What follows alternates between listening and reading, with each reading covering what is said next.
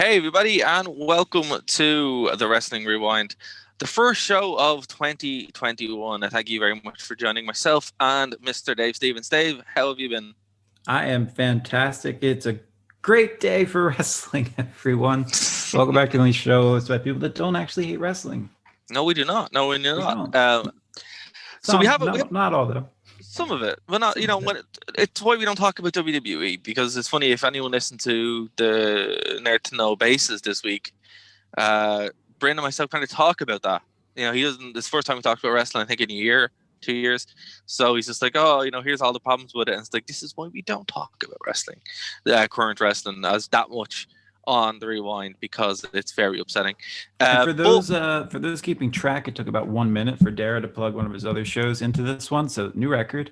Make sure you like, subscribe, and all that fun stuff if you're watching on YouTube, so you get notified when we go live on Friday, well, etc., well, etc. Thanks for the support.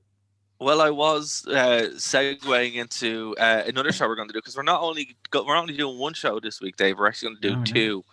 Two, you say? Yes, two. Thanks to James Penny. We're on Sunday night.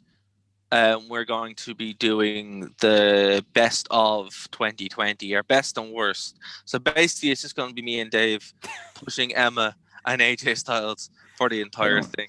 I don't know why you think that's all I'll be talking about. I don't know. I don't know why. It's just a hunch. You know what made me happy this week? I was wearing my my AJ Styles face mask, which I got for reasons, and I love it. It happens about once a month for somebody to be like, nice mask. I'm like, yes, found an AJ fan. But yeah, we will be joined by some guests. So yeah, keep an eye on the social media. Actually, we'll do a channel announcement on the Rewind channel when it goes live, so you guys can catch in and have some fun in that sense, because we wanted to be a bit interactive. So if you're around, drop in, and yeah, we'd love to have you there. But tonight we have a pay-per-view to cover. It is a pay-per-view that we haven't got to, but we've meant to get to for quite some time, and it is WWE's Armageddon from 1999. Dave, yeah, so this was in Florida. I remember this exceedingly well. Like crazy well. And it was this week, about 20 something years ago, 21 years ago. But yeah, so we're going to break this down and kind of talk about it match by match. But before we do you have any opening thoughts on this, Dave? I mean, it's the most Florida show you could possibly imagine, so I think they hit the nail on the head with location there. Something's gonna, something wacky's gonna, bizarre, outlandish, and completely acceptable. It's gonna happen in Florida, so it makes sense that this is where this pay-per-view was filmed. Oh man, absolutely. But yeah, man, like I don't know, I liked the show as a kid. Again, watching Attitude Era stuff as a child, probably not a good thing to do, but it was the biggest thing in the world, right? It's like, if my parents weren't watching this, they didn't know what was going on. You're glad they weren't, because you would not have made it far on this pay-per-view. Oh my gosh, this is definitely the most Attitude Era-ish pay-per-view that didn't happen in the Attitude Era. It did happen in the Attitude Era. It was 1999. It was smack bang in the Attitude Era. Wait, this was this was December. This is after Russo left. Still the Attitude Era. The Attitude Era goes all the way up to WrestleMania 17. Agree to disagree. Fair enough. But you like, man, come on, like, there's so much that happens in this. I will be flipping back and forward through the cards so you guys kind of get a look at kind of what's going on. But opening thoughts before we kind of get into it a bit more. Man, I had fun. It's not an A, it's not a B, but it is fun. And it ties together a bunch of storylines. It opens up some new ones. It pushes the lines of just how like corny this company can possibly be at times. Wow. I don't think I can do anything aside from match by match, because this one. Whew. Right. Well, we talked about, and I will be, as I said, I will be flashing the card back and forward throughout the show. So I'll just have it pulled up there. You All thought right. Sold Out was bad. Welcome to Armageddon. Oh, here. It wasn't that bad. It really wasn't that bad. I don't think that's fair, Dave. I don't think that's fair at all. Well, you know, Dara, people's opinions are subjective. People have wrong opinions too. I know people have wrong opinions. I'm trying to placate you for enjoying this. Well, here, I'll give you this. The poster, amazing. Yeah, but Taker wasn't there. That's why I'm saying this pay-per-view is the most Florida pay-per-view you could possibly have. The main feature guy is not there. Yeah, but here's the thing: he was injured since August. I'm like, why didn't you figure that out? Like, what were you doing? You had 3 months, 4 months. Okay, let's just compare right now. Okay, 1999, the WWE advertises Undertaker on the poster, and then he's not even on the show. Fast forward 20 years, they don't advertise Taker at all, and he has a match at WrestleMania. I mean, I don't know what's going on. WWE, right? But yeah, okay, right. So this show started off with a battle royale. Now, it wasn't a battle royale, which is weird because they've named it. It was a tag team turmoil match. That's what they called it on the show. Yes. Don't know why Wikipedia. Don't know why. I don't know why Wikipedia call it a battle royale because it wasn't. I remember specifically it was a tag team turmoil match. They made it very clear that's what it was. And this had a bunch of teams on it. So I'm just going to read through the teams. And I remember thinking I think I enjoyed the show a lot more because it followed Survivor Series, which was a very meh show. And this was a lot more. We covered that one. It was a letdown. Okay, we didn't actually post it, but we both watched it a couple weeks ago. Did we not post it? I think we did post. We didn't do a show. Oh, that was 98. We did 99, we 98, or was it? Yeah, we did 99. Yeah. We did 99. Okay. We're professionals, I swear, guys. We're absolute professionals. We know what we're doing. But anyway, okay. So the Godfather, Mark Henry, were a team. The Headbangers, Moss and Trasher, which are one of my favorite tag teams. I think they're gas. Edge and Christian, the Dudley Boys, the Mean Street Posse, Too Cool, and Jeff Hardy, Matt Hardy, and Farouk and Bradshaw. So the winner of this would obviously get a tag team title shot at the Royal Rumble, which we will talk about in January. And boy, are you in for a treat, Dave. It is some show.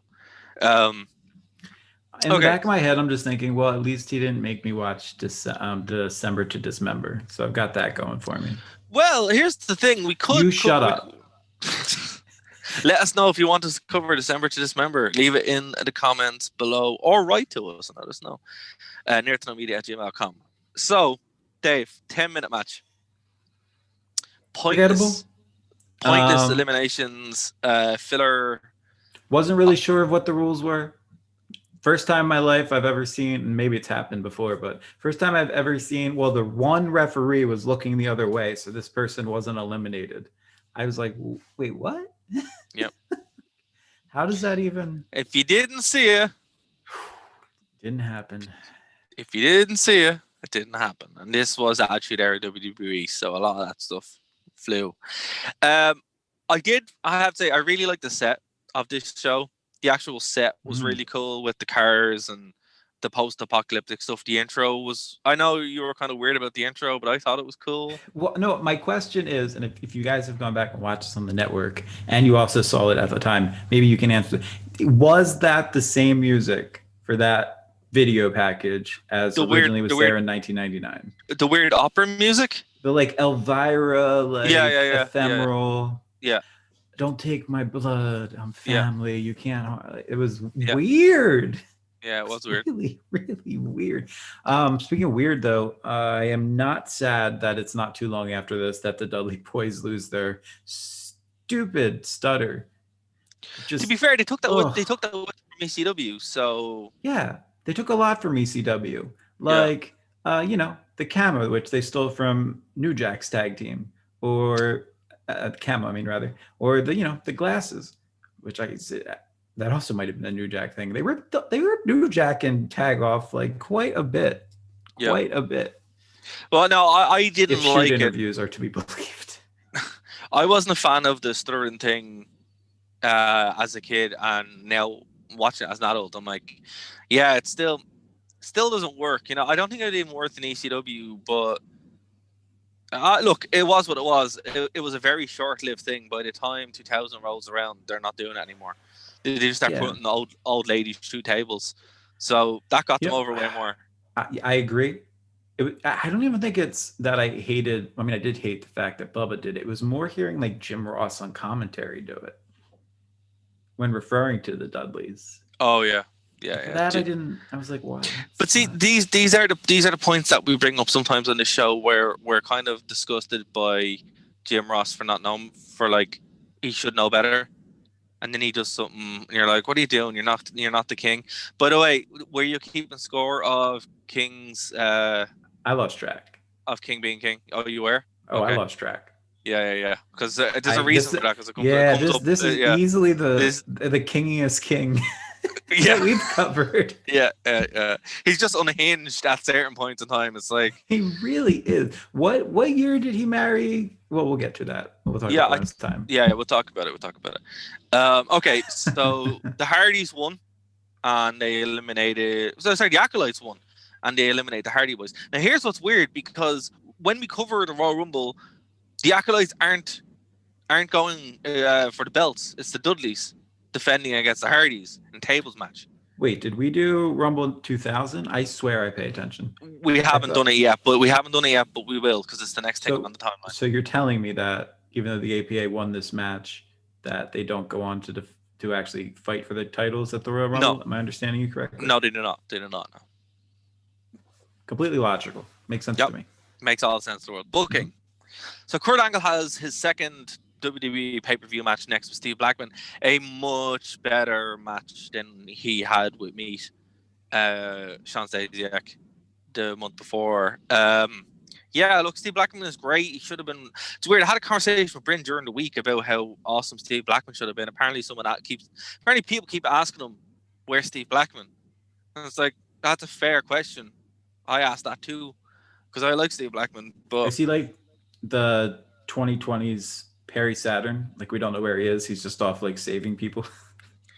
No, it's more just kind of like Steve Blackman still wrestling, and no one ever mentions Steve Blackman, and they probably should. It's like, hey, he's not missing. People do know where he is. He's just not. It's just weird he hasn't shown up yet in like AEW or Impact or on a Legends night, because he's avoided all of that. I wonder if there's bad blood between him and somebody in the McMahon family. I don't know. It's just, his story is fascinating. We might get into the Steve Blackman story eventually, but like, bring him in for those terrible Raw segments Shane's doing. Make him the referee. Oh, they stopped doing that, dude. Good thing we didn't do Dave Doesn't Follow the News, because I don't know what's happened in the past month of wrestling. Nothing. You could tell me anything and I would believe you. You could tell me that Kenny Omega had a match against Rich Swann and he walked away with both the the Impact and the AEW titles, and I believe you, because I don't know. Okay, well, just to follow up, Raw did have a Legends segment, and it was pretty awful. Oh, okay, here's the thing, Dave. Time for Dave Doesn't Watch Wrestling. Which is our main event for Royal Rumble? So is it Drew McIntyre versus Goldberg?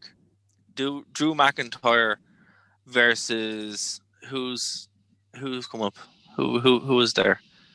Versus Randy Orton, or Drew McIntyre versus The Fiend? Oh God, please don't be right. Goldberg? It's Goldberg. Oh God. Yeah. The present nobody wanted. They're giving it to you anyway. And here's the thing: Goldberg will probably win.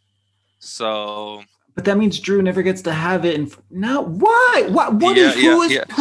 Who is subscribing to the network to watch a gray-chested bald man go out there and pretend to be a monster when he probably? As far as I'll go, in case I want to interview him one day. But oh my gosh, stick to your History Channel reality show, Goldberg. Go back to your cars on like TLC or whatever show that was. Like, so there you go. Man. And this is why we're going back to the past, because it's more fun and safe. But he's going. I got to do it so my kids get to see me. Yeah. You So have there we anything else go. I missed this week? Try not to Uh, hate wrestling, or you're really not helping my cause. Hulk Hogan came out and put himself over and put down Drew and the rest. Well, that's nonsense. The entire backstage were really upset that Hulk Hogan was there for obvious reasons. Uh, Wait, but there's no audience. So what's the payoff? The payoff of Hogan is like, that time he came back to WWE and got like a 10-minute standing ovation. Like payoff is that the ratings are in the toilet, and WWE anything. they need to have more of an adult product apparently. So their answer is to just wheel out Hulk Hogan and Jimmy Hart for some reason. Oh, I love Jimmy Hart. Yeah, but will Hulk Hogan though? I mean, I love them both. I don't know what to tell you. That's fair. That's Clearly fair. I'd miss something if my love is not allowed to be, but I love them both. It is. Yeah, but what I will say is like Melina showed up as well, and she did nothing. No. She just said Lucha, and that was it. Molly She's Holly still with showed Batista. up. You're welcome, people from the mid 2000s that know what I'm referencing. No, it was bad. Look, it was a bad show, and it benefited nobody. So yeah, Raw is still best entrance in wrestling though for quite some time up until. But she can't do Ricochet. it anymore. Oh no. Well, no, she's like 10 years older, man. I'm assuming that probably took a while to limber up for. That's true. Okay. Anyway, so there we go. So moving on. That's the news that I wasn't aware of from this week. Wait, something happened news-wise. I did get. Oh, I do want to give I do pay slightly attention to wrestling news, by the way. Shout out to AEW. That was well done for Brody Lee. Brody Lee, yeah, and obviously we were. Look, obviously we didn't go live. We just didn't do a show during the time that happened. So yeah, look, man, that was shocking. Like just that fact that Brody Lee died, Luke Harper died. I was literally watching a video of wrestlers. It was called I think WrestleLamia. Shout out, put it up. And it was like wrestlers that will never be allowed, or Coldaholic, one of those good channels. Will never be allowed back in WWE. And then literally it was like found out about the news. But I thought AEW was they were carny with it, which they should have been. And then they were also super respectful because you could tell it's genuinely his friends. And even WWE made acknowledgement. So, but WWE made acknowledgements the whole week and still kind of are, where it's like even on the network they're still doing stuff, and I think it's kind of like a really classy way to do it as well. Some people are like, look, they're trying to make money off Brody Lee by showing all these shows on the network. It's like, what are you talking about? You're already paying for the network. This makes no sense. You're already paying for the network. If they make shows like that, it's not going to increase viewership. All it's going to do is get his I don't know if he was married or whatever, royalties. But somebody will. He was married. Right? Yeah, so his wife will get the royalties from the things that WWE puts out there, which is a lot of money. So absolutely, that's good. So it's like, look, this zealot religious fervor around AEW to hate WWE. Don't do it. Like even his wife actually. It's funny you mentioned his wife actually came out and said, "Look, can you please not hate on WWE? They gave my husband a lot of opportunities. He was frustrated with them, but he didn't hate them. Please stop." No, not at all. And you know what? That's what I'm saying. Both companies did things, and I just props to both of them. It was handled well. Absolutely. Look, it's I think now moving forward with WWE and its interaction with stuff like this, it's like one of the best things about the celebration of his life, which is what it kind of came off as more than like a memorial kind of thing. There was that too, but the way they did it was really good. It was like it featured kind of everyone. It wasn't just only AEW, and I only because AEW are AEW could they really do this. WWE just wouldn't, which I think really you see how much it's missed. Like, but the fact that they could have WWE guys in there and all that kind of stuff, it was really cool. But yeah, man, but we know, it's devastating. Obviously, it's this reasoning sucks, but it's the truth. WWE will never do a full dedicated show like that ever because of what happened back in 05 or 04, whatever. It just won't happen. Well,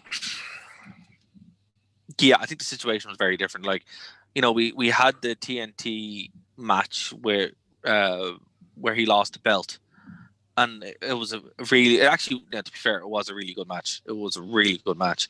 And if that's a swan song, then well, obviously it was a swan song, but like, to do that while you're so sick is also amazing as well. At the same time, like nobody knew that. Obviously, he didn't tell anybody. He was just disappeared off TV, and the news kind of hit everybody really hard because, like, obviously you were watching TV, you don't expect it to happen, and he wasn't old either. He was like 40 30, something. yeah, it was, yeah. You know, but yeah, man, poor guy. Poor yeah, his kid apparently loved him. The AW, like he was his hero, and you listen to what they said, it's devastating. Like when you really check it out, and Yeah, I fair mean, play to he AW.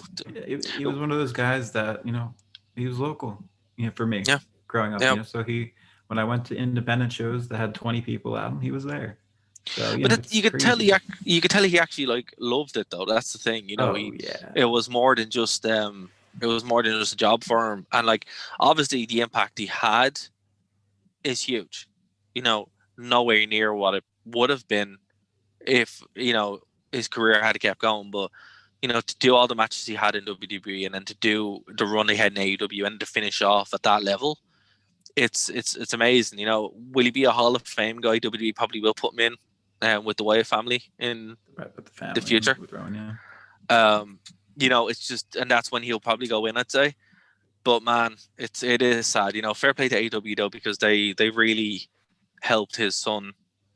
They gave him a contract and said when he's 18 he can come in. They've been doing stuff, and it's sad, but it's one of those situations where it's like, as sad as it was, AEW also showed kind of why they're important, because it shows how different doing things like this is good, and how WWE misses the boat by being so opposed to doing stuff like this. It's just like, look what you're missing out on.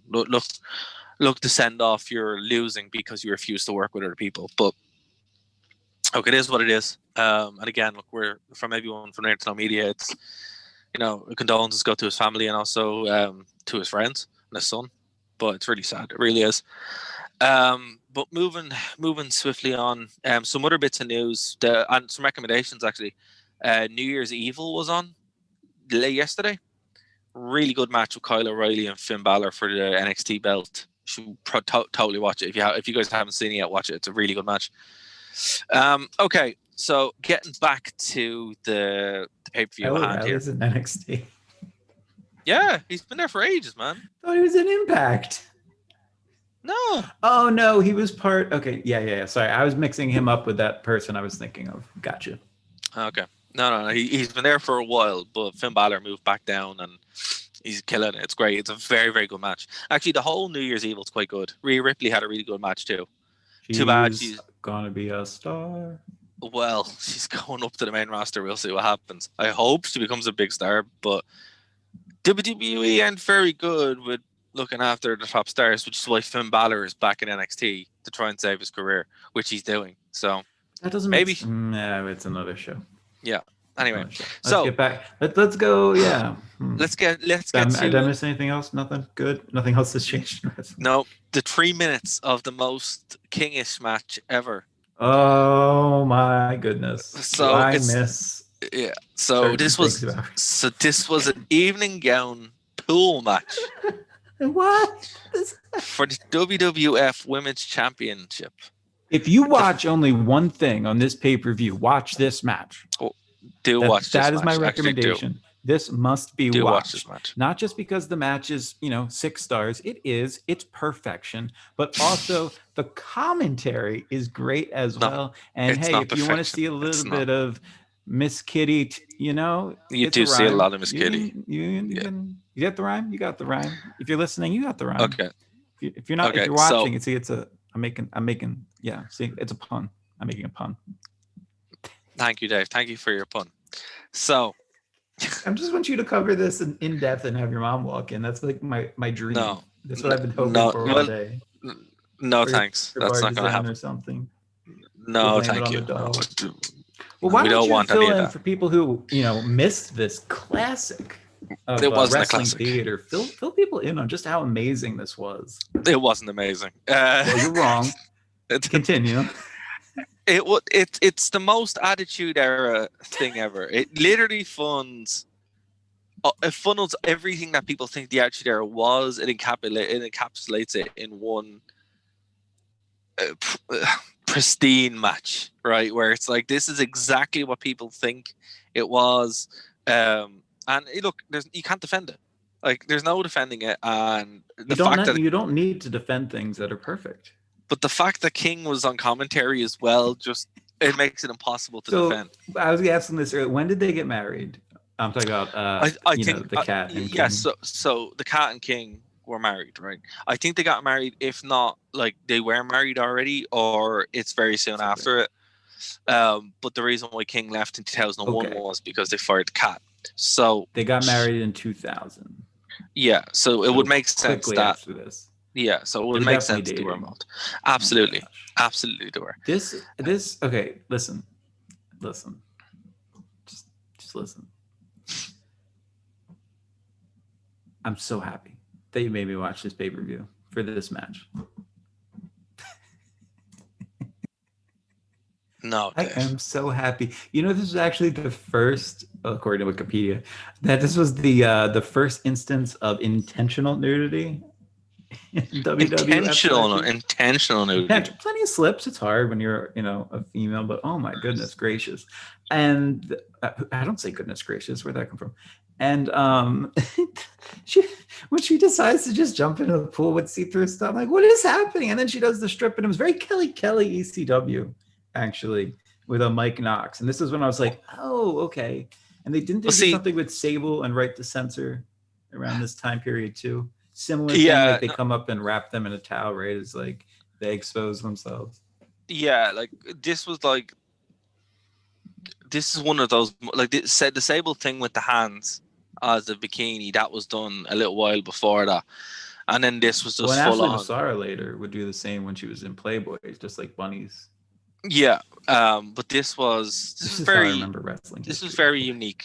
This was very unique in the sense that, like, it only happened once and then kind of never happened again.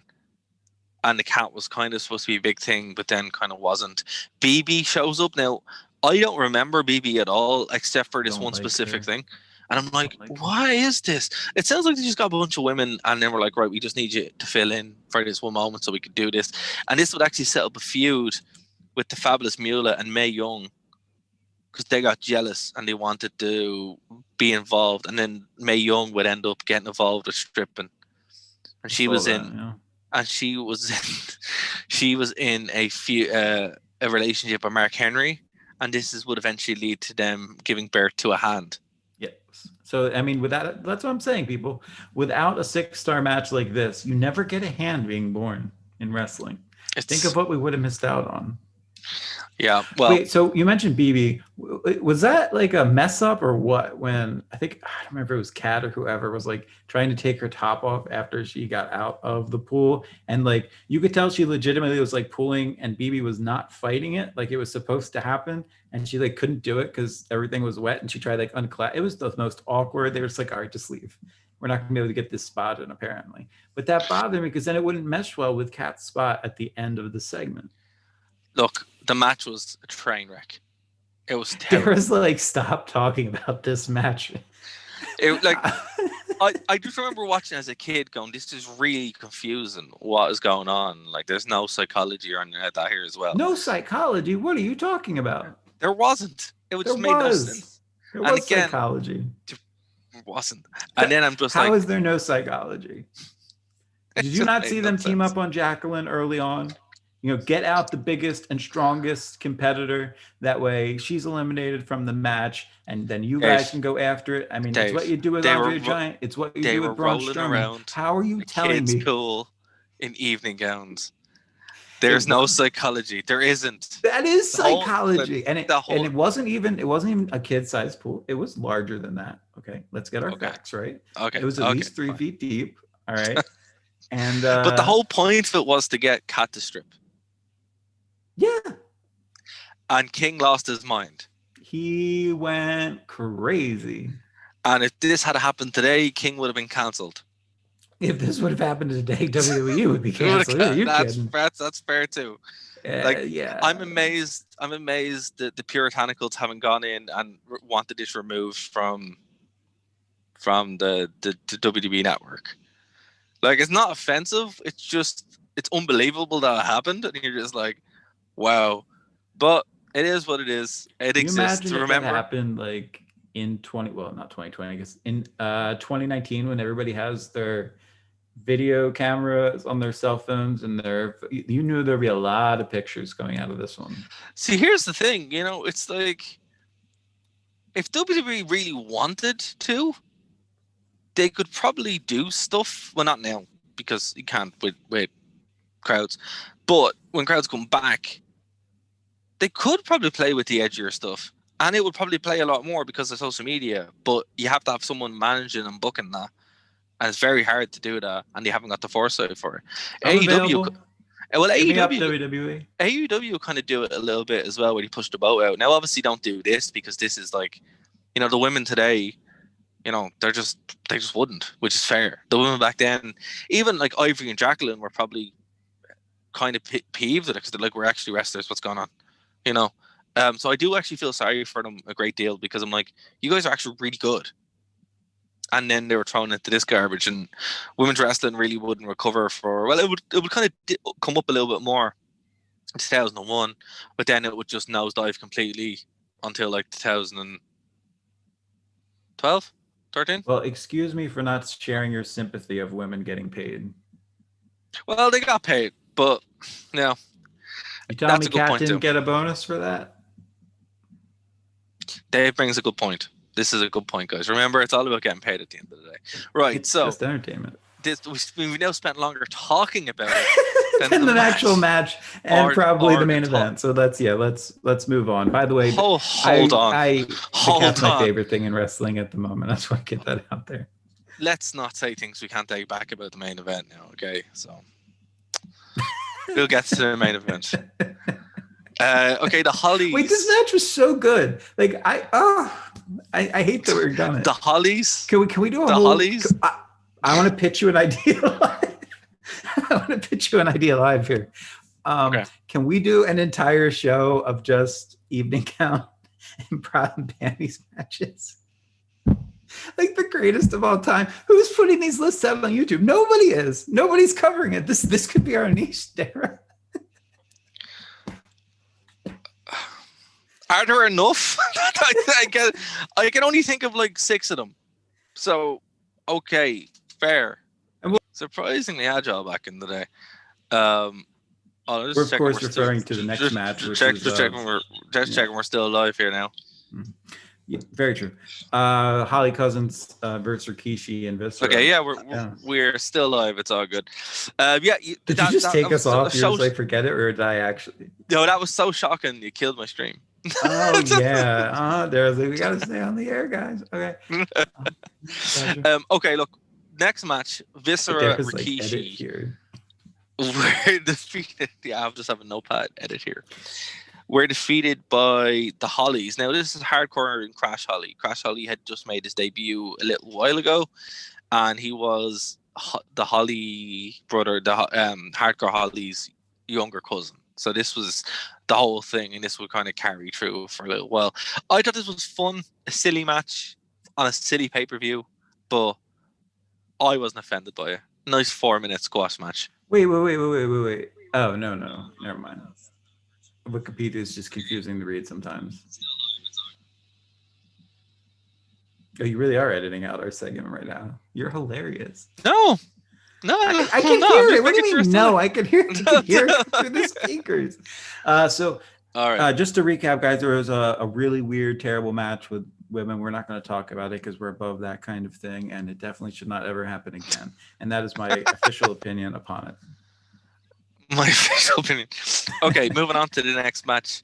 Val Venus defeated the British Bulldog and D'Lo Brown for a triple threat for the greatest belt of all time, the WWF European Championship.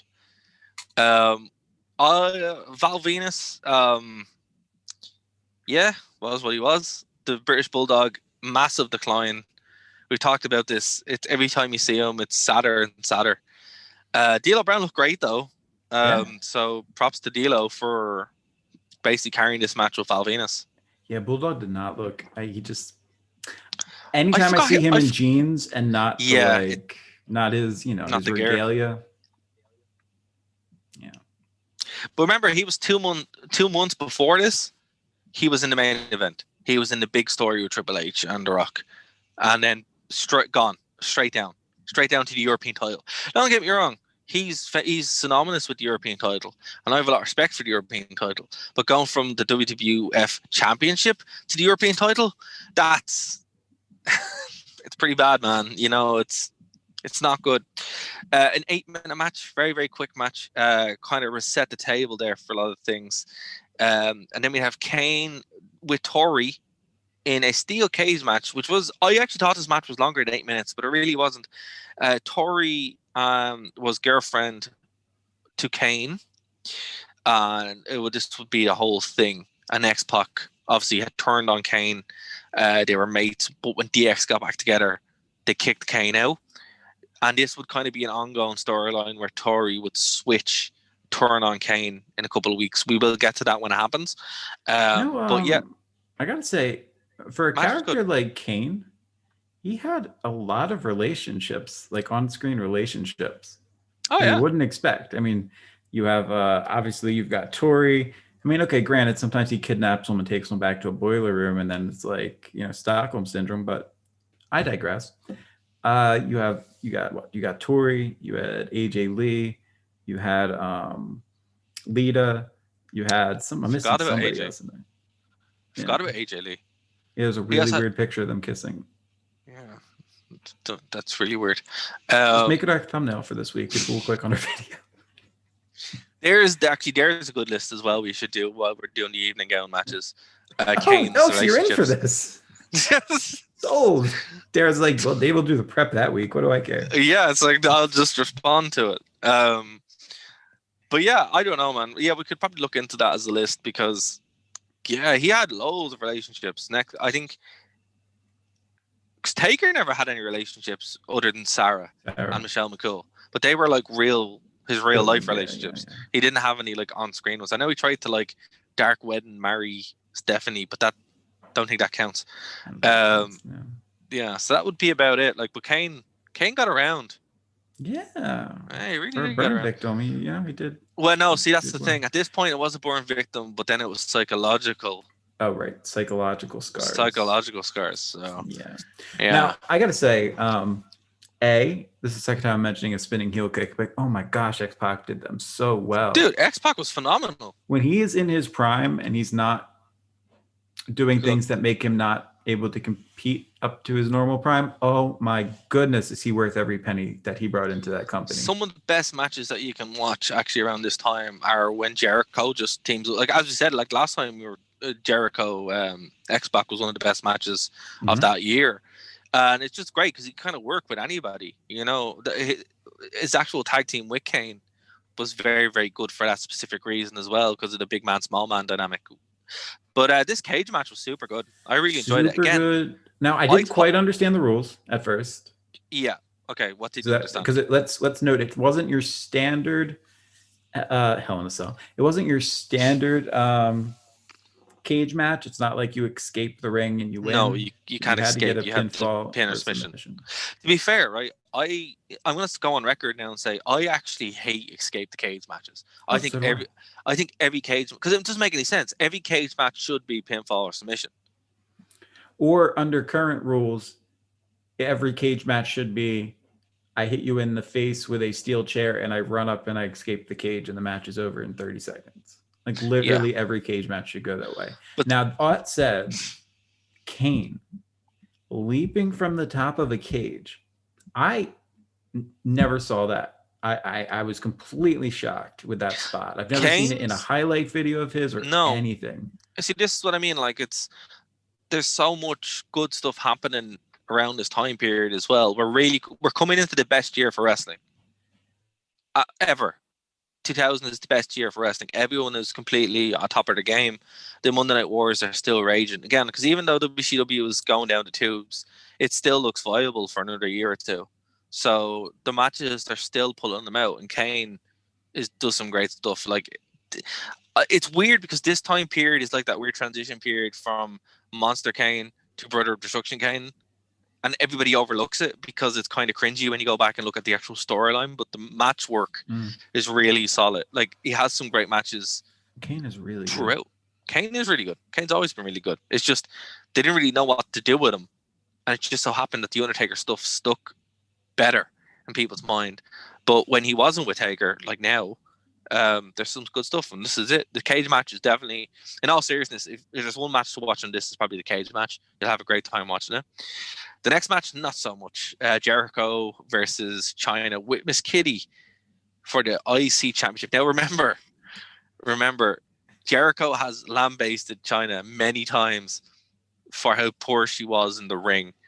And then the Royal Rumble match, which they have next month, is in his autobiography as like one of the worst matches he ever had. And I haven't seen it in a while, so I'll let you know. But this match was really poor. And you could tell Jericho's ring gear is cool though, but you could tell he wasn't happy. Beard. I don't like the beard he was sporting. Yeah, beard looks weird. I don't like it myself, but the ring gear is cool. The red barbed wire stuff looks class. But man. We talked about before. I was under the impression that China was some amazing wrestler, and she wasn't. No, she wasn't. She was. I've yet to see a good match of hers. She was just first past the post to break everything. It's like if you want to see someone who wrestles like China but can actually wrestle, Beth Phoenix. Beth Phoenix is what WWE would have you believe China was. And that's no disrespect to China. Like she did a lot for Natalia. Yeah, well, Natalia has no personality. Okay, that's fair. So more Beth Phoenix. You don't have to apologize to China. She can't hear you there. Edit that out too. Oh, sure. I say it and it stays in the show. You say it. I don't know. We don't edit out anything here on this show. And we're back. So unless James is listening, and it's like you have to edit that out of the show. That's the way you're talking. All right. So I love you, True Ben. We had absolutely. I'm so excited for you to do a show with him. I'm really excited. I can't wait. It's gonna be the best. He fully just doesn't know what he's asked for, which is the best part. No, I'm pretty sure he's never watched one of our shows, or if he has, but 5 minutes worth. I'm so excited. I'm so excited. He's a good piece. So after this, the Rock and Sock Connection defeated the New Age Outlaws by disqualification. A poor showing in this. Like, obviously the Rock's the Rock, and the Rock and Sock Connection was a weird tag team that came up really strangely. Joke, really, yeah. It wasn't a joke. It was more kind of like it just kind of happened because of the way Triple H was treating Mick Foley at this time in storyline. Like the Royal Rumble storyline, I don't know if you've actually seen the Royal Rumble match, but it's one of the best storylines that comes as a direct result of this. Like, the Triple H Mick Foley stuff is probably one of the best. Actually, there's a great thing on the network, Behind the Legends or Story Time or whatever. It's one of the highlight shows that I don't know. They come up with stupid names, but anyway, they have them, and one of them is about the Madison Square Garden match, but actually covers in a lot of the feud. I would say watch that if you haven't, because it's unbelievable, and it kind of goes into it in more detail. But the Rock and Sock Connection showed up because remember at the beginning of 1999. The Rock literally was trying to murder Mankind with a steel chair. The Royal Rumble. Talked about that. It was quite. Yeah, it's horrific. But there's this weird element of respect that's happening because The Rock became full blown face around SummerSlam. So this is him kind of almost rehabilitating himself, and it kind of just happens where The Rock and Mankind team up and they become this beloved tag team. One of my favorite, I think we all have little moments that are just one of our favorites in wrestling. And, for me, one of mine is when The Rock's glasses fall off and Foley, like mid-promo, and The Rock doesn't move because he's The Rock. He's not going to pick up glasses. And Mick Foley just like bends over and like puts them back on The Rock and like nod. And obviously that's all ad-lib because it was that shows you two people have such great chemistry together. They did. Why, even though it's odd that The Rock and Sock or The Rock versus Sock matches were, when they weren't murder, they were really enjoyable. Oh, for sure. Like I think there's no two better people at the time that had that chemistry other than Triple H and The Rock, or Triple H and Mankind, to have that same kind of dynamic. But it's not in this match. The match is not good. And it's no one's fault. It's just it's a throwaway match to build to something else. And it's also it's a weird placement too, because it's before the weirdest WWE title match that we would see for about 4 years after this. It's just bizarre. And yeah, it just kind of loses a lot of its luster. But again, like what I will say is this is one of the cases where the actual run up to the Royal Rumble is more important than ever. And actually, we might cover it. We might even like look into that in detail as its own show before we talk about the Royal Rumble 2000, because all the stuff that you should see just comes out of nowhere. They do like 6 weeks of build after this, and it's weird. So we'll have to get into it. But yeah, it's not good. Like this was a very forgettable segment. Next one, speaking of forgettable, the Big Show and the Big Boss Man with Prince Albert, which I forgot about. I was like, why is he in the ring? Yeah, it was strange. No. So this is for the the WWF Championship. Just so people are aware, the Big Show is the WWF champion. Big Boss Man, who I love, he's my boy, is the challenger. This happened.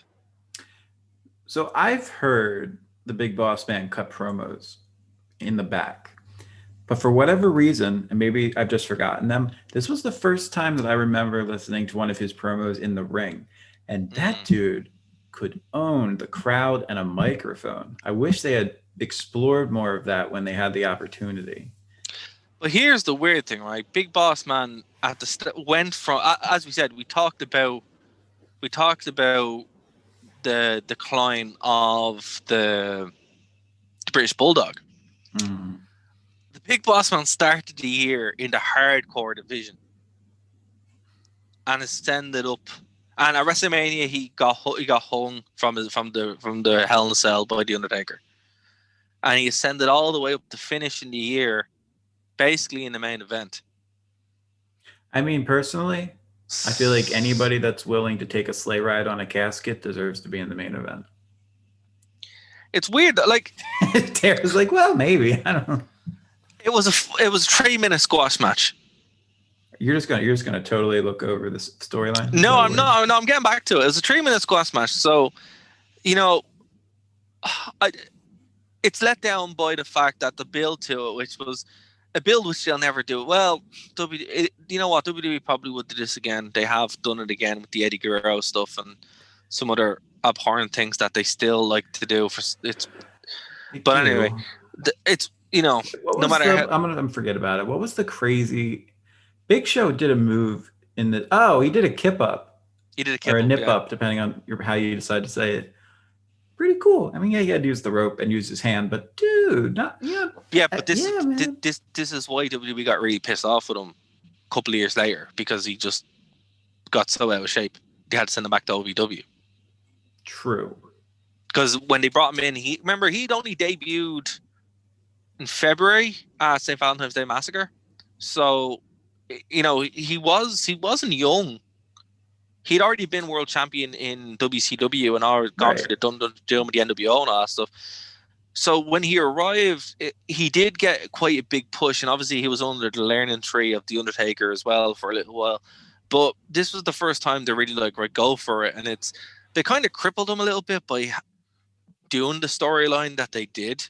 To be fair, I think if it had been any other storyline, well, it probably wouldn't have been as memorable. We wouldn't be talking about it 20 odd years later, but I think this damaged the Big Show irrevocably, and you'll see it now at the Royal Rumble. Well, that damage doesn't go away. Here's what I'm wondering, because you're saying, yeah, okay, there was a definitive decline in his wrestling ability. I didn't say his wrestling ability. I said in his overall presentation, and he ends up putting on an awful lot of weight. You're talking about his maneuvering and such as well. So I'm trying to look up, and I might not be able to find it, but I'm curious when he had his surgery. Well, if it was before, was it before 2006? That's what I'm trying to figure out. And for those who don't know what I'm referencing, Big Show had the same uh, pituitary gland issue that As an Andre under had. joint. Andre, Yeah. the surgery did not exist, so Mm. unfortunately he died young. Big Show was actually able to get this done. Um, it's an endocrine system thing. I'm trying to see if it says right here. Oh no, actually it says the surgery was in the early 90s. Right, so he would So have already had it by then. Now, the main problem from what I've his ring heard size is is 22. That's going to be an expensive Hall of Fame ring. yeah, absolutely, absolutely. So look, it was what it was. I was happy for the Big Show to kind of get this. Big Boss Man at the time, I was like, oh man, he lost. That sucks. But this would kind of be it for a while with the Big Show in a lot of sense. Like you'll see what happens and see why I say that. But it definitely was it for the Big Boss Man. Like he never reached this height again. This was it. So weird flash in the pan kind of thing, but definitely one nobody will forget, and they still haven't for obvious reasons. So getting on to the actual main event, which the reason why they kind of split it was because this was a no holds barred match. It pretty much was like I don't think it was non-sanctioned. I just think it was not a no holds barred. Since Triple H, if he won, would become number one contender for the WWF Championship. And if Vince McMahon won, Triple H and Stephanie would have to receive an annulment. Now, why do I say that? Why is that important? Oh my God, why is that important? Well, all throughout the year, Stephanie was dating Test. And Test was supposed to... And the storyline initially was that Stephanie was supposed to turn on Test. And then Test was supposed to be Triple H, basically. Right? That was supposed to be what happened, or to face Triple H where he defeats evil Stephanie, all that kind of stuff. That didn't happen. And apparently up until a week beforehand that was the plan, and then they changed the plan where Triple H, the character, not the man, he became one of the best political maneuvers in the history of professional wrestling. No, I'm trying to tell the story of what happened. Where basically he did something that if it happened now again, people would be up in arms. He drugged Stephanie and married her. I see. Okay. And then implied that he also consummated it in a promo, which is obviously what it is. And and he revealed this information via the Titantron during Stephanie's wedding on Raw. Right. And if you're a wrestling fan, if there's a wedding on Raw, that wedding isn't happening. Speaking of Kane. Yeah, exactly. It's just, if someone's getting married on a wrestling show, it's not happening. So this was, obviously very shocking. And it's funny, I remember the WWE magazine at the time, they did a whole big thing about it, whereas it was proper kayfabe, where it's it literally was supposed to be real, but then obviously when it wasn't, it was shocking headlines, blah blah blah. Well, what was the match we had to cover rather? Test and Shane. Test and Shane, yeah, so that Test had the right to marry her. Date Steph. Can we what is with this $1 billion princess thing? Well, now, here's that said, oh my gosh, watching early 90s Stephanie, I'm in love. Yeah, I know, me too. It's just I know. Yeah, early 90s Stephanie is just late 90s Stephanie, not early 90s Stephanie. Early 2000s Stephanie. Oh yeah. Early asterisk, didn't mean early 90s. Yeah. I'm not Macho Man. I apologize.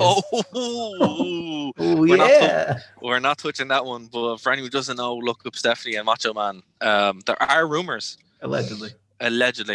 But listen, look, she was an absolute stunner. So I can totally see why Triple H was like, hey, it's actually, there's in the storyline thing, and I will say, watch it, the actual show. There's a bit they talk about it, that they weren't dating, but they kind of started falling for each other around this time. And in the Royal Rumble match, Triple H actually kisses her, and that's the first time he actually kissed her, and she's like, oh wow, what just happened? And then Triple H pretty much gets killed in the match, and the whole time she's like, "Oh wow, I actually feel really, you know." So this is when it clicked, you know, and the way they do it is quite good. I will say, anyone who watch it, it really humanizes everybody a lot.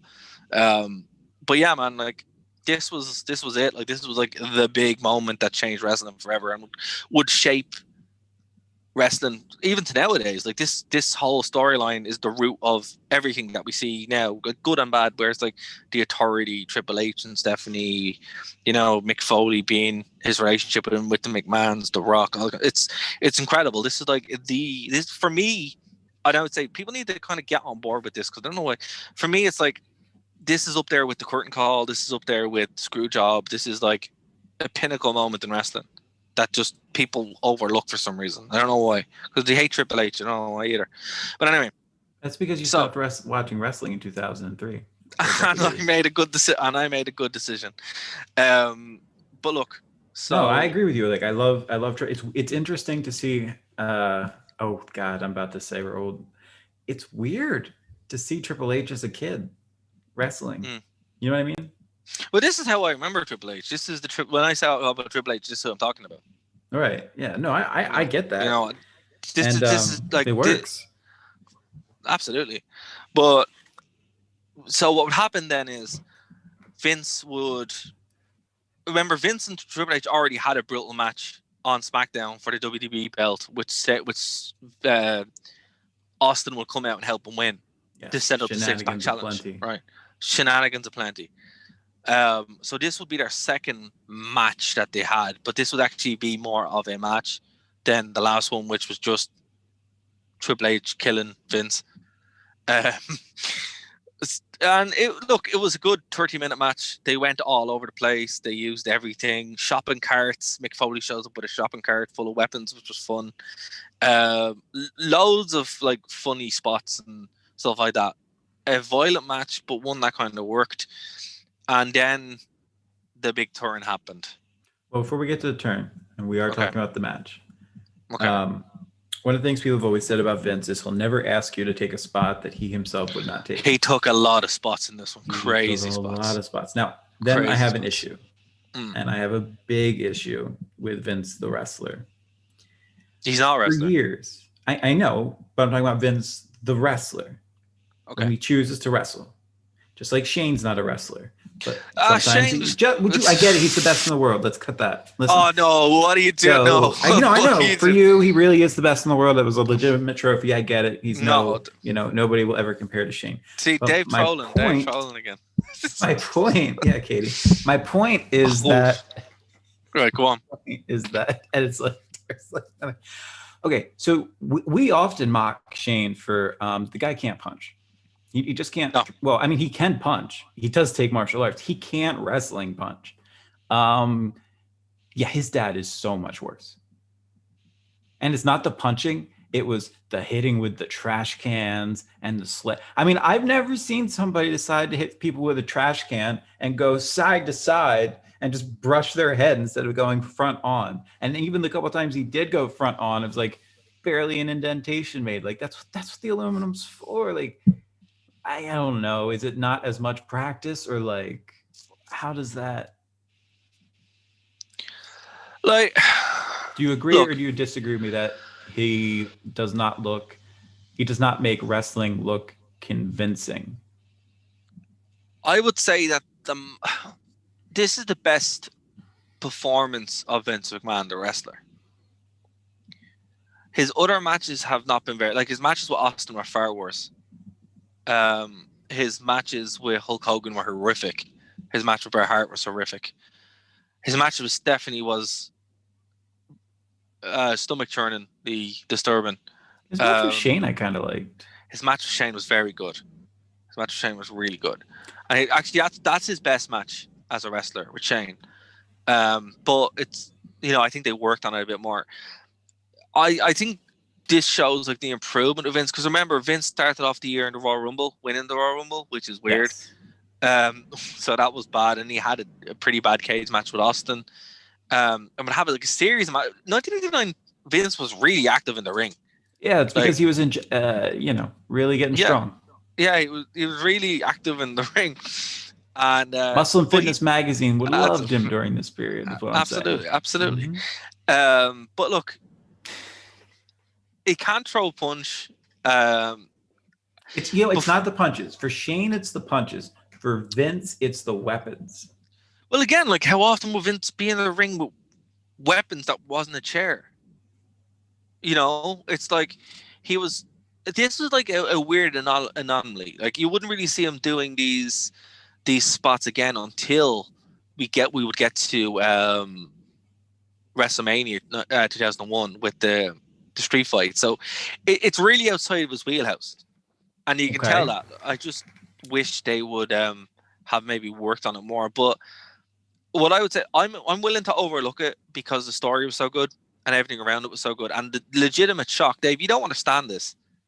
The shock of the twist was real because everybody, as I said to you, they had built up this for like a year, and in every bit of media, like obviously the internet was a thing, but I remember going on WWE.com in the '90s, and you would just sit there waiting for it to load. So, True. you know, it just True.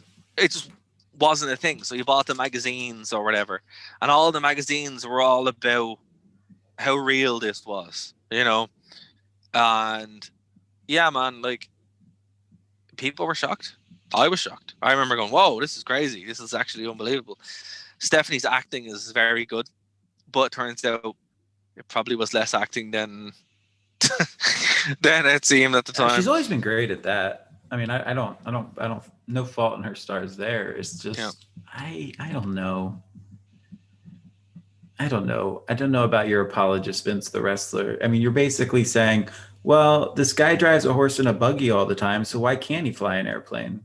Like, Well, look, no, I'm not saying. Look, if the difference was if it I was get it. It's not former. his wheelhouse. It's not where he generally does No, things what I'm from. saying to you is, That what I'm said, saying it to you is could have like, been better. of course, could have been better. I'm assuming, like, if he was working house shows, doing hardcore matches every week, yeah, he'd probably pick it up. But the fact that All right, fine. I he's in agree. there, You made a good point. yeah, if he's in there just having the match, All and to be right, I fair, was wrong. Rub it in. no, it's okay. No, No, no, I'm you're just right. saying, No, like, I'm trying to. I guess I should just focus on the fact that it bothered me that he couldn't throw weapons correctly.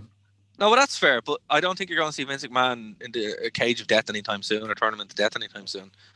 You know, I think those days are behind him, Dave. It's true. How old was he when he was in I the think 50? 50. I was like early 50s at least. Like he wasn't that old.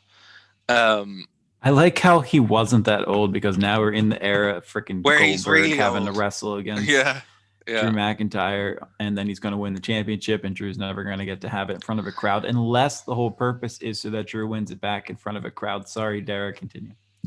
Can we not talk about Goldberg winning the title, please?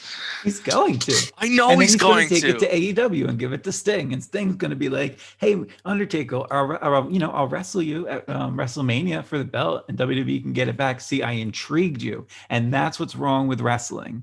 Because you are wrong with wrestling, Tara. You are what's wrong with it. I'd be okay with that. That's something that could happen. See? Let's do that. That's good. That's Yeah. great. Yeah. So we're straight Anyway, up booking it. Goldberg versus Drew McIntyre for the title, WrestleMania, evening gown, swimming pool match. they could do that, man. WWE could do that, and it just wouldn't even be weird. It wouldn't even be weird. It's like, okay, let's just throw it anyway. But look, the match ended really well. DX came out and celebrated. Obviously, it set up the first Stephanie McMahon Helms the era. Time out. How old do you think Vince McMahon is? Now 75. 81. No way. That's the reaction I just had when I wanted to Oh look my up how god. old he was in No wonder he's so 1999. no wonder he's crazy as hell. Oh, he was 60. I take He back was everything. 60? He was 60 in Whoa. 1999. Well, or 61 Whoa. actually. Yeah. Well, fair play. Vince, Fair I play. take back everything I ever said about you. I told you, man. He was in there doing I stuff apologize. he went in there, took those spots of the 60-year-old man. You were getting AARP magazines mailed to you. I appreciate the fact that you hit people with trash cans. I'm so sorry.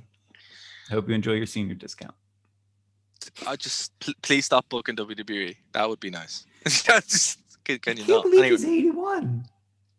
I can. It explains an awful lot. Well, it explains his promos in the Yeah. past 2 years. Yeah, unfortunately. It's very upset when you see him on TV. I'm not gonna lie to you. I see. Here's the I thing, get right? sad. I do. I don't, I am I the same don't, way. I don't like seeing, I don't like seeing Vince like that. I don't You know, either. it's really upsetting because you go back and you watch him like in 1989, and he's Vince McMahon. You know what I mean? It's And he like, was 60. He was wrestling people half his age. but like he's so larger than life, you know, and you're just like, man, like you're him. You're not this shell, you know, and that's kind of what I get. It's pretty upsetting. It's like I'm amazed no one has said it I to agree. him. I'm amazed Triple H or Shane haven't been like, listen, time I to think stop. they have, because not this last one for Taker, which Yeah. is what made me cry, and maybe that's because he was 81 years old and it really hit home. But Mm. there was when Shane came back initially and McMahon was more involved and stuff. I mean, the guy was still in his late 70s, but even if we like fast forward to the past couple of years, they always have somebody in the McMahon family in the ring with Vince With him. keep Yeah, him I've on noticed that track. too. I've Because noticed that sometimes too. he'll Yeah. start to wander a little bit, and Mm. I don't even want to talk about this anymore. Quite frankly, it's made me sad. Yeah. No, that's fair. That's fair. I agree with you, man. It's the same thing. It's like, you know, I know we can come back harsh on Vince, but it's just because, you know, how we see him. I think everyone who's a wrestling fan sees Vince McMahon like this. Like, They you're see him. supposed to hate him, Yeah. but at the end of the day, you're going to You cheer don't. him. Yeah, you what I don't. mean? You know, it's Vince McMahon. Like, you know, it's just is what it is. Like, He got even though married to Linda in '66. it's crazy. It's crazy. But anyway, look, I would say for what this show was, He was in taking these bumps in this hardcore match at 61 years old. I told you this. This is What? This guy's insane. One of my favorite things about the show, actually, guys, is Oh, that wow. Dave didn't see this stuff growing up. I did, and he didn't get it when we would work in Restview when he'd go off and make these crazy comments that made no sense. So I'm glad now that I'm glad now that he's like. I was pumping out like 5,000 pages a week and 3 hours on podcasting. Sorry if I said a couple crazy things up in there. It's true. You were. No, it wasn't. No, you weren't wrong. It was just like I'm never wrong. I know I wasn't wrong. It was just that you haven't seen this stuff. I'm like, why isn't he talking about this kind of stuff? And now we know why. So I'm really enjoying the fact that I get to cherry pick history and show it to Dave. Well, you can write a letter to my parents who didn't let me watch things because there were women in an evening gown match in a pool stripping, and they didn't think that was appropriate for their 8-year-old child to watch. So it wasn't. Send them a letter. Send them a letter, Derek. Go ahead. Wasn't like, it was funny, you know. Oftentimes when Gary himself will talk about wrestling, it's like, I'm so glad my parents didn't care what I watched. It's like, yeah, me too. But it's funny, my grandmother would record these tapes for me. Which was gas. That's how I found out about. Like, that's how I got all my wrestling. My grandmother would record them for me. So the first time I watched Armageddon was on a tape that I got from my grandmother. So actually, it's some soft chord, Derek. Enjoy. Yeah, it's just like, here you go. That's one of the things Dara and I have in common is our grandparents who really kind of snuck the wrestling into our life. So. It's wild. Cool. Although it's crazy, right? So all the shows here, though, this show would be on Sky Box Office, right? I know for you it was pay-per-view all the way up until the network.